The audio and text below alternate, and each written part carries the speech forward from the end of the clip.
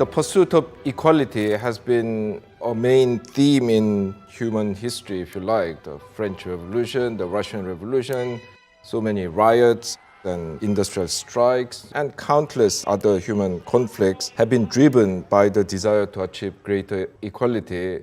But something changed in the 1980s with the rise of so-called neoliberalism, this free market ideology. Somehow, since then, a lot of people have come to accept that inequality is the natural outcome of differences in people's productivities, and you cannot really do anything about it. You shouldn't really do anything about it.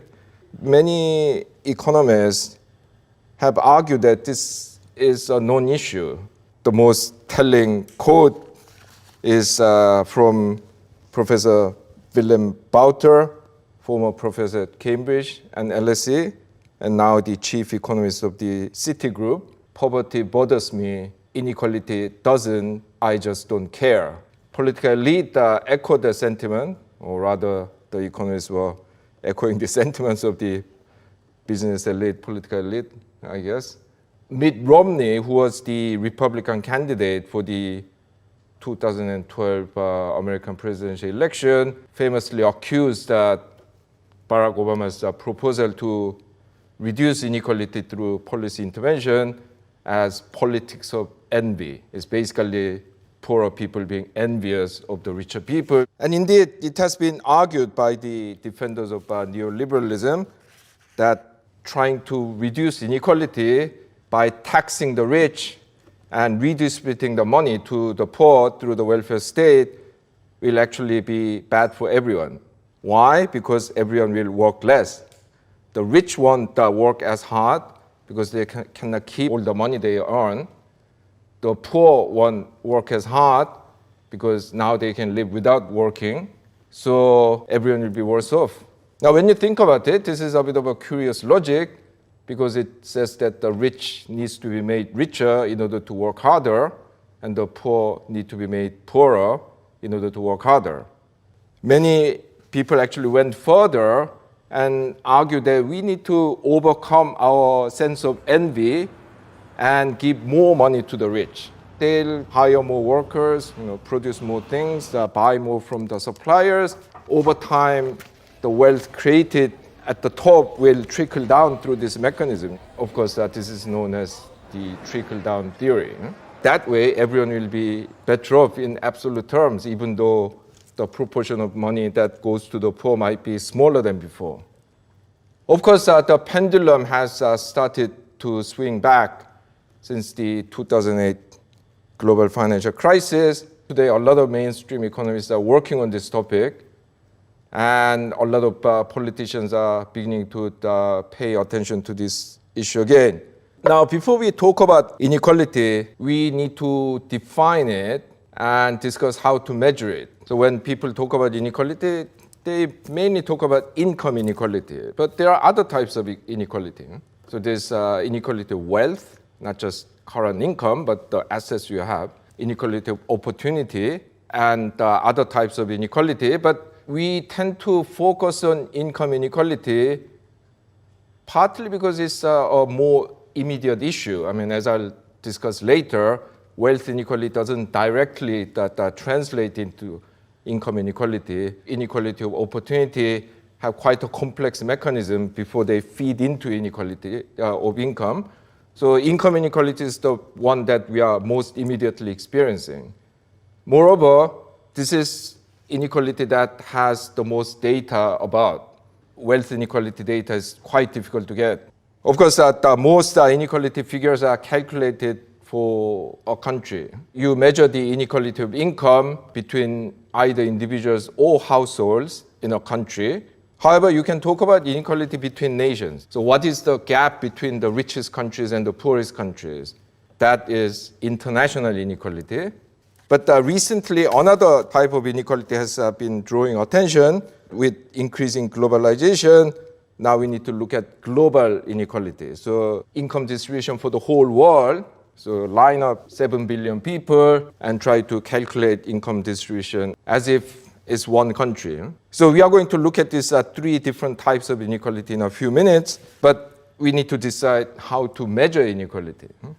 The most popular measure is the so-called Gini coefficient. This is basically trying to measure the difference between an ideal line, which is the total equality, and the actual state of income distribution, denoted by this so-called Lorenz curve.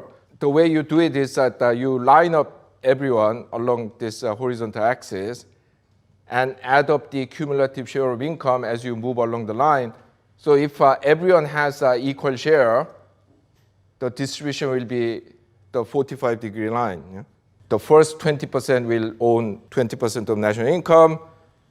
The first 40% will own 40%, and so on. Of course, in reality, poorer groups have much lower share.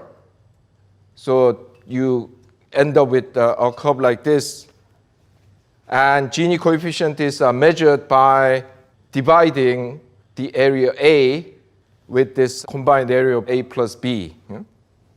People have also used share of top groups. I mean, this has been made popular recently, especially by the French economist Thomas Piketty. You look at the share of top 10%, top 1%, top 0.1%. Some studies have even looked at top 0.01%. And yeah, of course, it doesn't tell you what the rest of the income distribution is, but the top share is quite telling. In countries with high inequality, the top share tends to be very large. So it's a quick measure of comparing between countries. The intellectually most robust of this type of measures is known as the Palma ratio. This was invented by my Cambridge colleague, the Chilean economist, Gabriel Palma. Palma did a lot of empirical work on comparing income distribution across different countries. So he figured out that the overall income distribution is mainly determined by how much the top 10% has and how much the bottom 40% has. Yeah? So the group in the middle across countries get very similar shares, so that you don't need to look at them because they are going to be more or less identical across countries. When you look at Gini coefficient, you get numbers like 0.35 or 0.45. But it's very difficult to tell what those numbers mean. Whereas if Palma ratio says it's 2 instead of 1, then you immediately can see that the top 10% in this country has twice as much as bottom 40%, whereas in the second country, they have only as much as the bottom 40%. We'll look at some real numbers later, so you will understand this better. Okay, so having decided what to measure and how to measure it, let's look at the realities of inequality, as I call it. Normally, economists are just given this aggregate, big data set, and you don't get institutional details, you don't get the country-specific information. We hope to give you some sense of how inequality or industrial policy or financial system look in different countries and across different times. If someone told you that such and such country has a Gini coefficient of 0.4, I mean, you have no idea what that means. Yeah? So it's important to look at real numbers and see how they really look. Now, no country, even the former socialist countries, really achieved a Gini coefficient below 0.2. Basically, 0.2 is the minimum. And the most equal societies in the world at the moment are mostly found in Europe, and they have Gini coefficients between 0.2 and 0.3. Yeah? Now, these are either the richest economies with the strongest welfare state, like France, Sweden, Finland, Austria, and so on, or some of the former socialist bloc countries where the egalitarian legacies have held, mainly in Central Europe, Croatia, Czech Republic, Hungary, Slovakia, and Slovenia. I mean, there are some former socialist countries where things have become very unequal. So these are countries, however, that have held onto their egalitarian legacies. At the other extreme, we have countries with Gini coefficients over 0.6, countries who all happen to be in Southern Africa. Now, any country with a Gini coefficient above 0.5 can be considered very unequal. So many of these countries are in Latin America, Asia, and Africa, and even one former socialist bloc country, Georgia. Ironically, Stalin came out of Georgia trying to make a world, at least according to his own terms, a very equal place, and his own native country ended up being one of the most unequal countries in the world after the fall of the Soviet system. Most other countries have Gini coefficient between 0.3 and 0.5. So this is where most countries are bunched up. Yeah? At the more unequal end, between 0.45 and 0.5, you have countries like the United States and China. At the more equal end, you have countries like Uganda, Poland, New Zealand, and Italy. Gini coefficient close to 0.3. Gini coefficient of 0.35 is the borderline between more equal countries and more unequal countries. Roughly speaking, this is where the dividing line is. Yeah? In terms of the Palma ratio, the most equal countries have ratios between 0.8 and 0.9. According to Gini coefficient, Norway is actually the most equal country in the world. But when you use the Palma, the ranking changes a bit, but Norway is still one of the most equal countries. So in these countries, actually the top 10% don't even have as much as the bottom 40%. So they have 80, 90% of the share of the bottom 40%.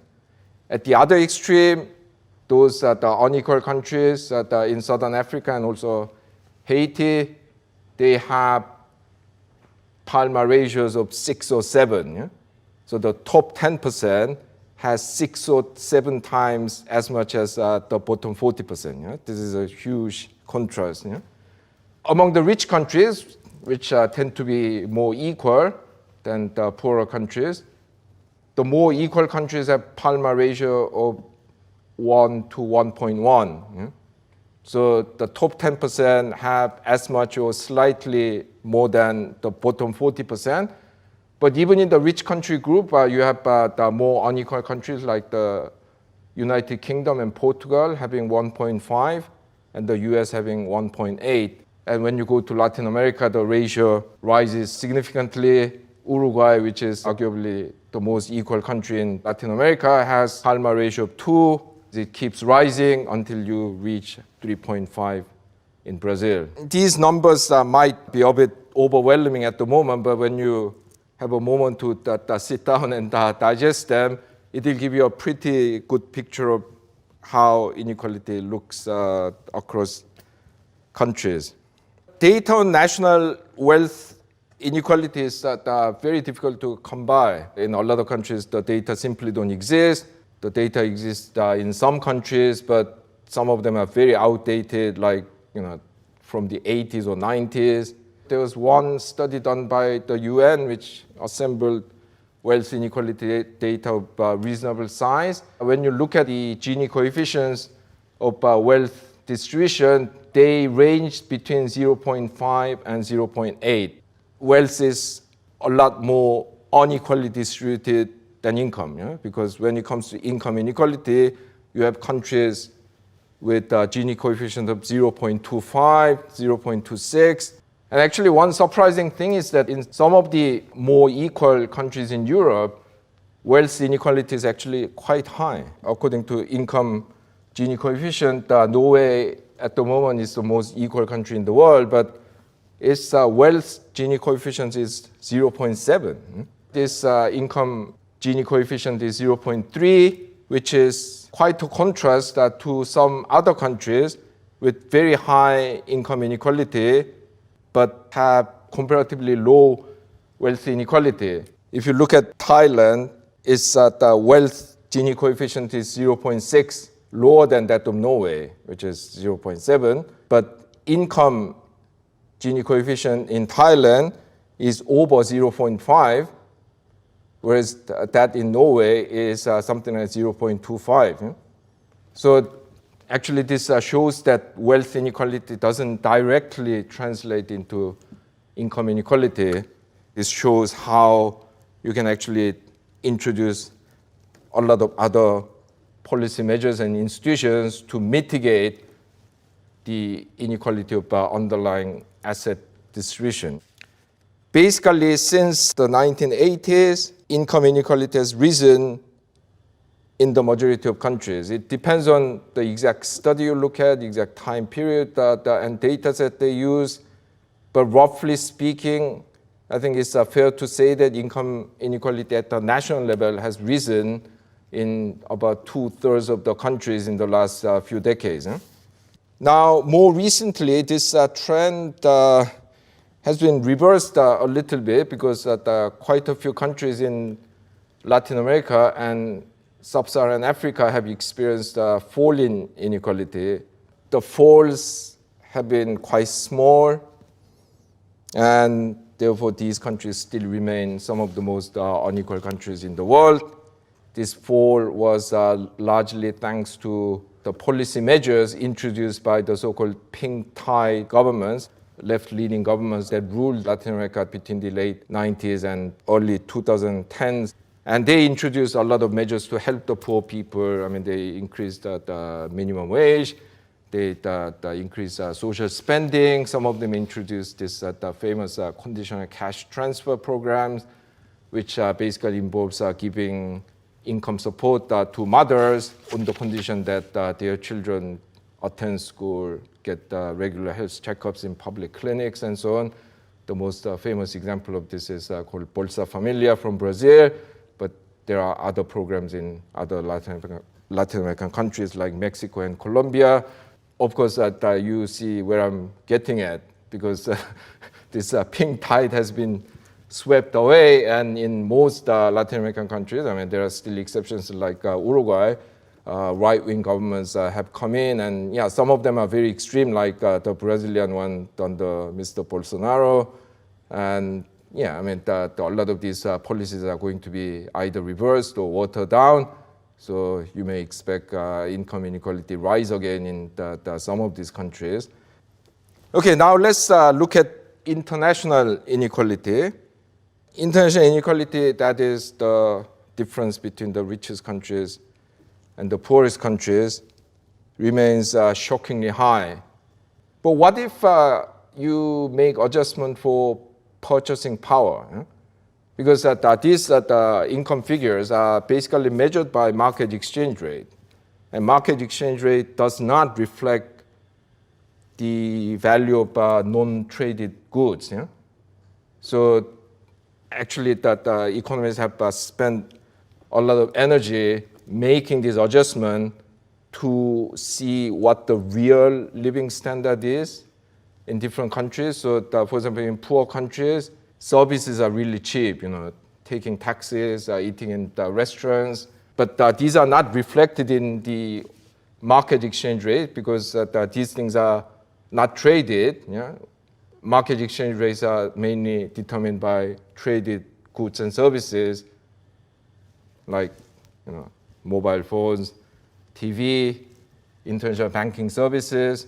People have made adjustments to come up with this artificial exchange rate that will reflect these differences in purchasing power. And almost always this means that the income of poorer countries are higher than what are measured at the market exchange rate. So when you make the purchasing power adjustment, the ratio between the income of the richest countries and the poorest countries fall from 4 to 500 to about 200. But the interesting thing is that over time, when you use the measure, you will see that the international inequality has risen even more. Because in the early 80s, when measured in the so-called international dollars that reflect these differences in purchasing power parity, the difference between the income of the richest countries and the income of the poorest countries didn't used to be more than 30. Yeah? Now it is 200. Yeah? So it has increased by 7 times. Yeah? There's a dispute about the numbers, but I think now the weight of evidence is in favor of the proposition that global inequality measured as global Gini coefficient has fallen. Yeah? So, a lot of people have argued that this is a proof that globalization is working, the world is a more equal place. But can you really say that? First of all, even with its recent fall, the global inequality remains shockingly high. If the world was a country, it will be like South Africa or Namibia. Yeah? It will be like the most unequal country in the world. Yeah? Because the global Gini coefficient, even after the fall, is well above 0.6. Many estimates show figures that are closer to 0.7 rather than 0.6. So it still remains shockingly high. But more importantly, I'm not sure whether this idea of global inequality is really a valid one.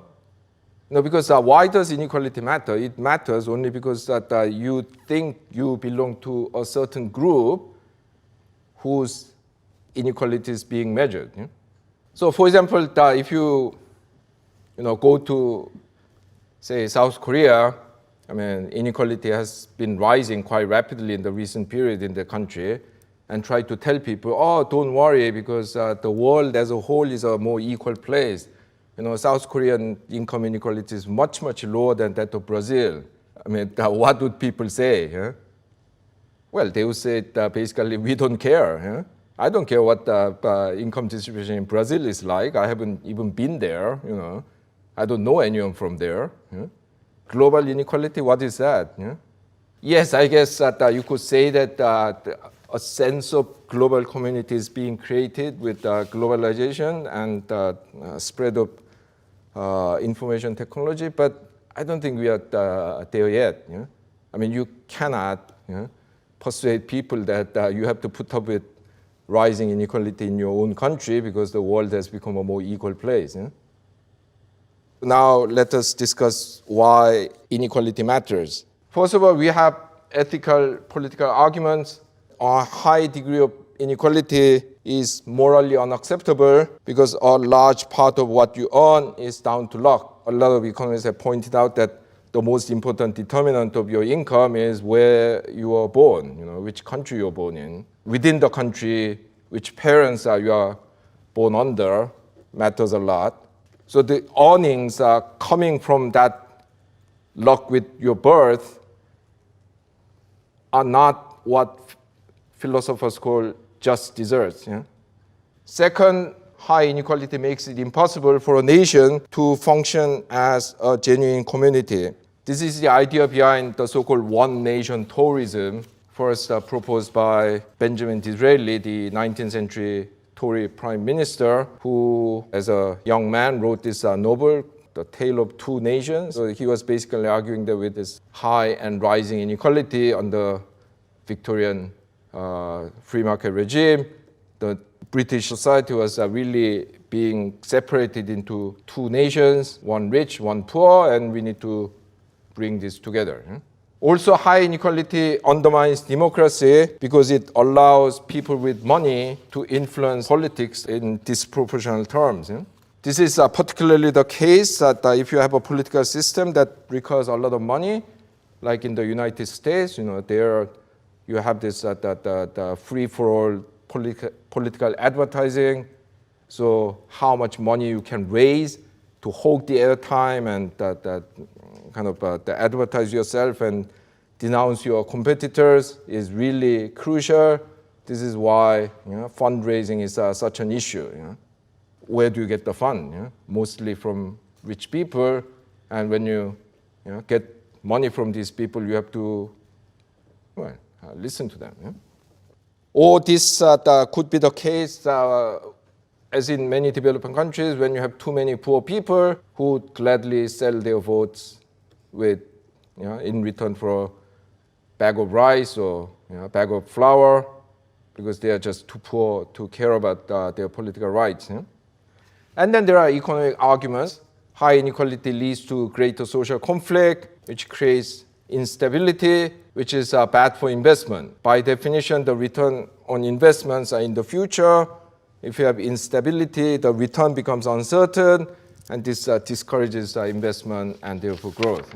High inequality produces high barriers to social mobility, which is not only ethically bad, but also bad for the economy. So when you have an unequal society, you have barriers to social mobility in many forms. So it could be like expensive education that you need to have, but only a tiny minority can afford in order to get a good job. Or it could be personal connections within a small privileged group that give you access to better jobs, better opportunities. The French sociologist Bourdieu called this social capital. I was born in a, say, aristocratic family, and I have so many connections. That's my capital. I mean, it's not money, but because I know people, because my uncle is a friend with the governor of the central bank, I get access to better opportunities, which is very different from actually the more commonly known concept of social capital proposed by the American sociologist Robert Putnam, which is basically trust that people have amongst each other. So all of these reduce social mobility. But this means, of course, that able people from poorer background are excluded from high-end jobs and therefore have their talents wasted, both from personal and social point of view. This also means that people who are filling the top jobs are not really up to it. They are not the best that the society could have got if they had high social mobility. Now, if sustained over generations, these barriers make able youngsters from less privileged background give up even trying for higher-end jobs. I'm not necessarily talking about working in the central bank or becoming a professor in a top university or something like that. I still remember when I first arrived in this country as a graduate student in the late 1980s, I saw this documentary on BBC about the British class system. And they were interviewing this old couple. The man was a coal miner, and the wife was, it used to be the case, a housekeeper. And they were talking about their son, who went to university and became a school teacher. And these people are talking as if the son betrayed them. Their point was, he's a working class lad. How can he become a middle class person? When you have this very strong social barrier, you even get disapproval from your own family for trying to move up the social ladder. Now, insofar as you believe that innovation requires fresh ideas, different perspectives, and so on, this means that that kind of society is not going to be very good at innovation.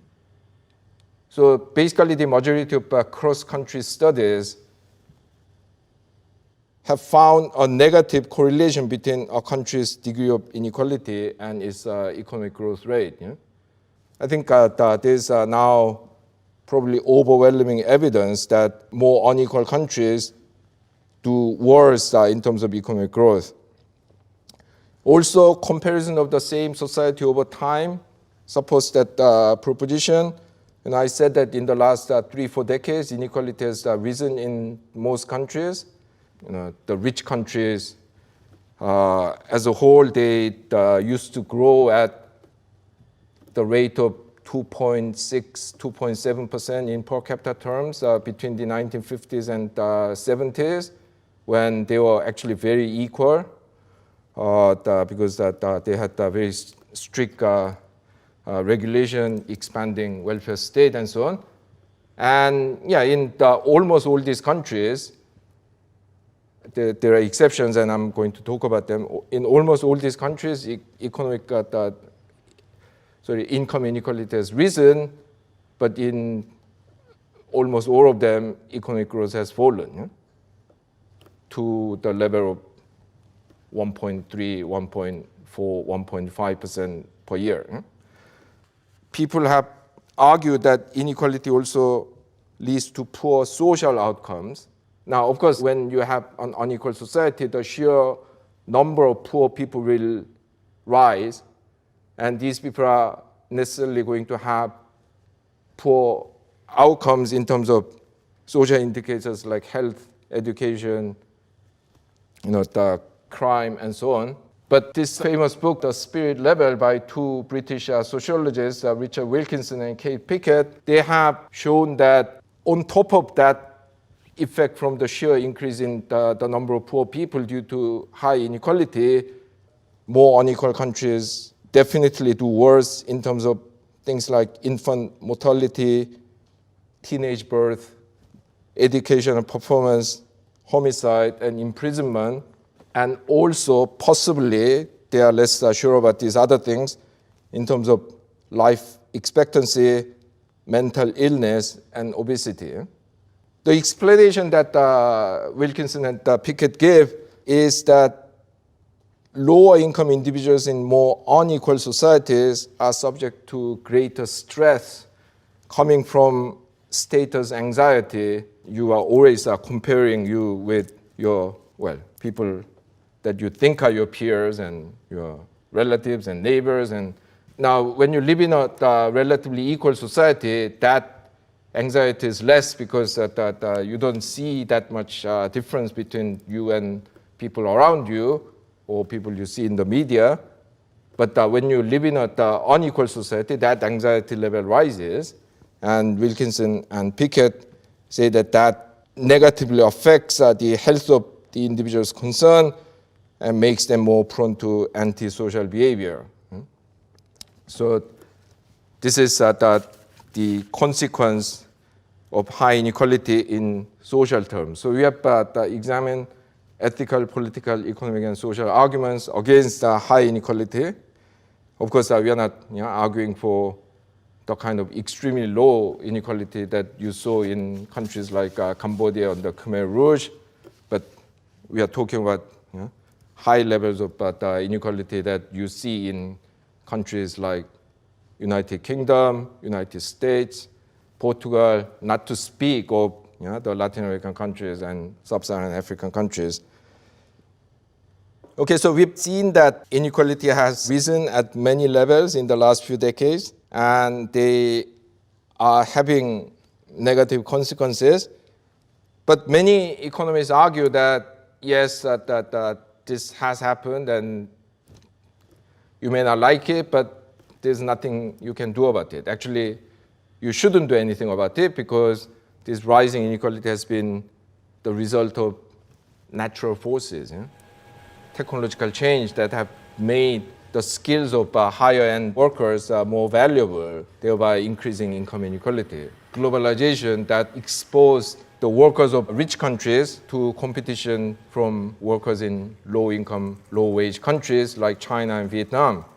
Now, this argument that rising inequality has to be accepted because it's a result of natural forces of the market and technology, it assumes that liberalized markets reward people according to their contribution to the economy.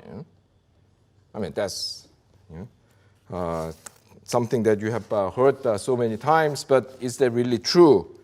Because there are a lot of rules that look fair, but that actually favor the rich. And I'm not talking about even these rigged rules like the legacy students in American universities that have been causing huge scandal recently. Basically, if your parents or grandparents have been to that university, they'll give you not just a marginal, but huge favor to you.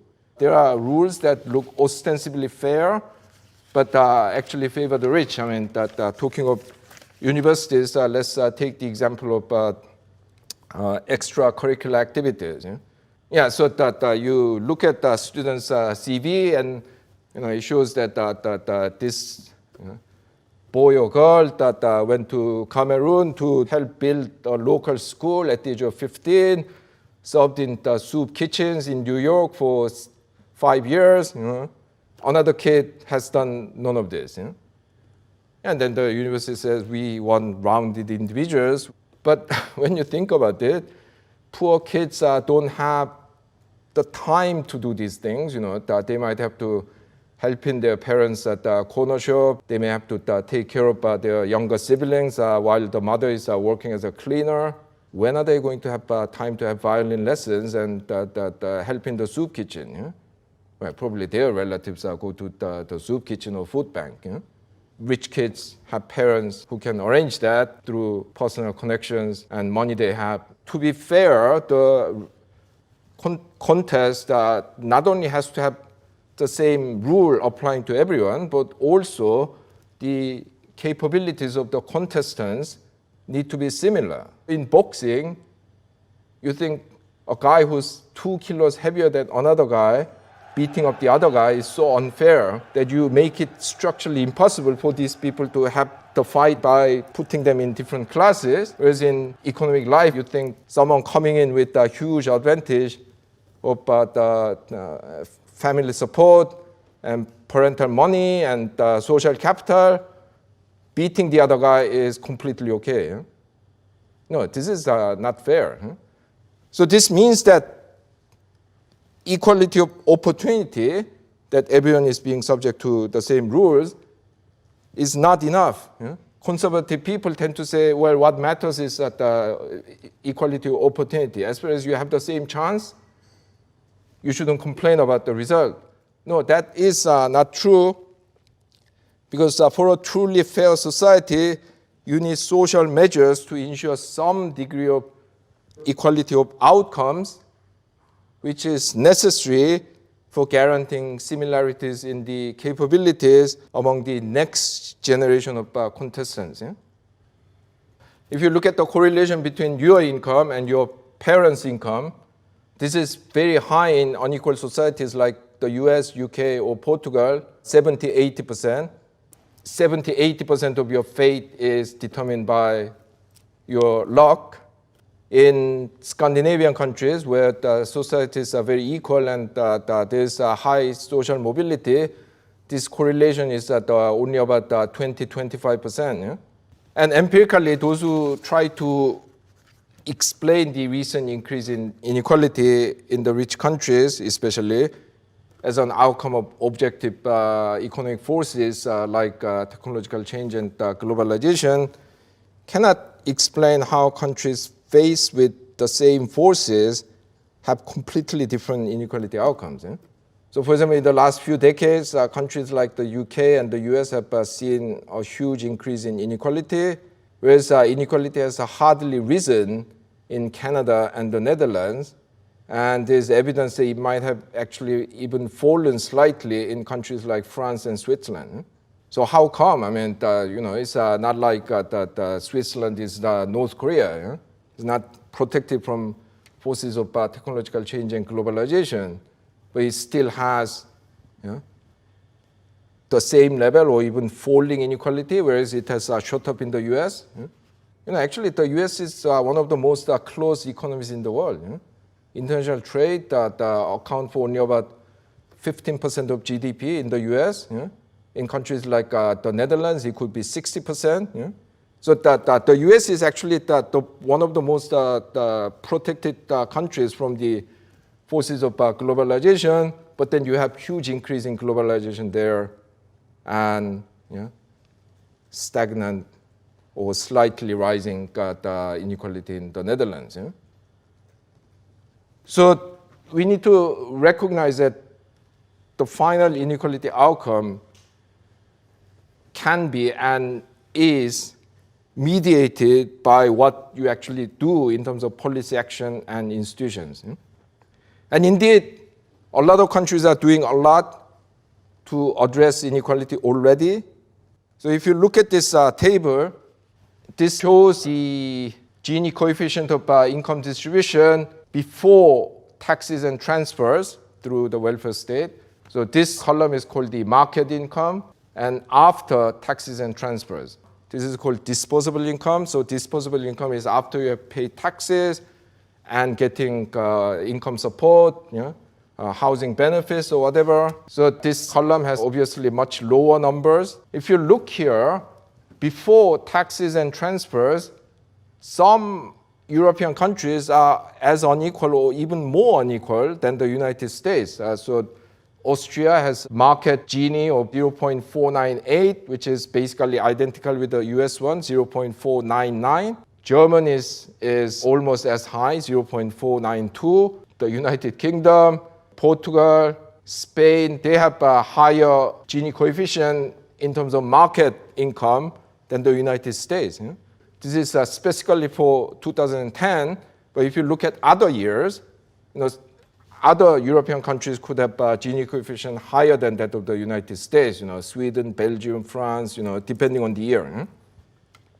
But already in this 1 year, you have like 5, 6 European countries which have same or higher income inequality than the US before taxes and transfers. After you do that, the picture's completely transformed. So Austrian Gini coefficient falls from 0.498 to 0.280. The American one falls only to 0.380 because the Americans have smaller welfare state, it's less redistributive. So this already shows that a lot of countries are doing a lot to address the inequality coming from the market process.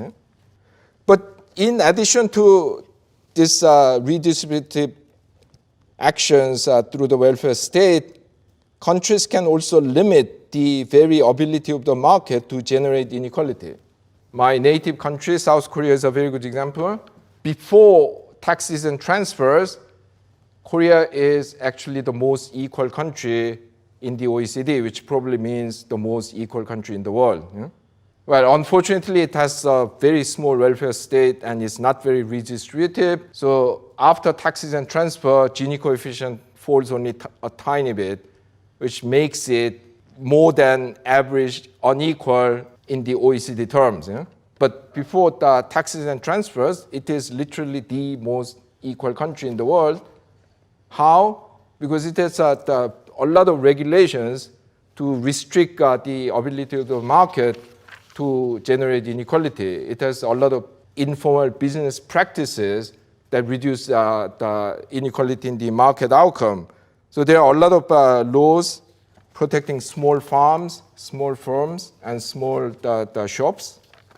It also has a business custom that keeps the wage differential between the managers and workers are relatively low, although this is breaking down, and that's one of the reasons why the country has been experiencing rising inequality in the recent period. Top managerial salaries are still low by international standard, despite having some global class firms like Samsung and so on. And interestingly, managers are not as protected from corporate restructuring as American or British managers are. In 2015, the biggest shipbuilding company in South Korea, called the Hyundai Heavy Industries, was faced with tough Chinese competition and decided to restructure business. The first thing that the company did was to sack 30% of the managers. Now, this is unthinkable in the US or the UK. The managers never get sacked, they never get punished. But at least in Korea, managers are not protected from these forces. So because of these regulations to protect weaker economic agents like small firms, small shops, small farms, and this business practice that reduces the gap between the managers and the workers, the country actually has very low market Gini.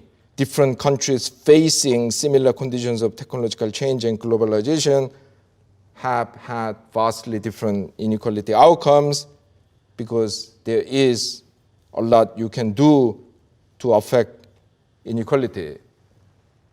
I believe that recognizing that there is nothing inevitable about high and rising inequality is the first step towards creating a fairer world.